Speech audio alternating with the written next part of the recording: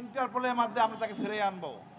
যদি যদি ভারত ইন্টারপোলের মাধ্যমে ফেরত না দেয়, আমাদের যেন লাঞ্ছিত অপরাধীকে ভারত আশ্রয় দেয়, আমরাও তার অপরাধে আশ্রয় দিব। পরিষ্কার তাকে 1 2 3।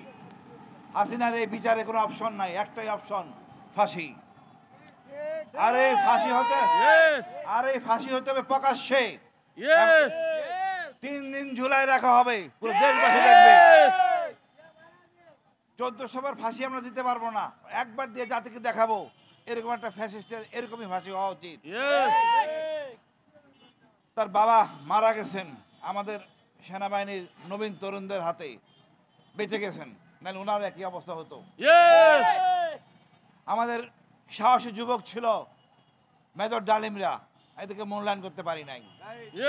আমরা এদেরকে দেশে আনবো, সত্যিকার ইতিহাস, 71 ইতিহাস তুলে ধরবো।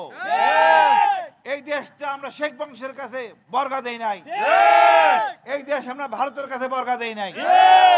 আজকে ফাঁসি হবে হাসিনার আদেশ, এই আদেশ শুধু হাসিনার না, এটা মোদির জন্য ফাঁসি, এটা ভারতের রয়ের জন্য ফাঁসি।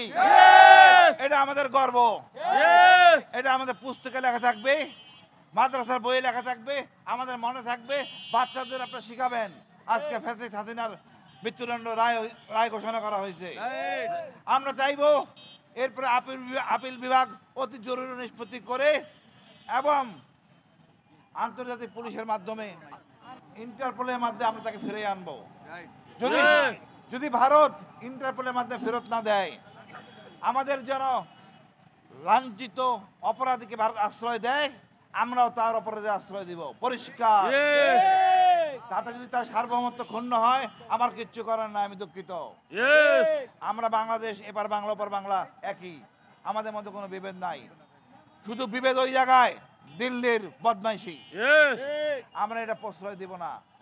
এই দেশটা আমাদের, আমরা কাজ করে খাই, আমাদের শুদ্ধ সন্তান প্রবাসীরা, আর গর্বের সন্তান, সুরক্ষ সন্তান, তারা হলো গার্মেন্টস শ্রমিক। এদের সমমর্যাদা সম্মান, নারীদের সমমর্যাদা সম্মান এবং অতিরিক্ত মর্যাদা নারীদের দিয়ে আমরা কাঙ্ক্ষিত লক্ষ্যে পৌঁছবো। আমরা ভালো হব, আমরা অনৈতিক চর্চা করব না।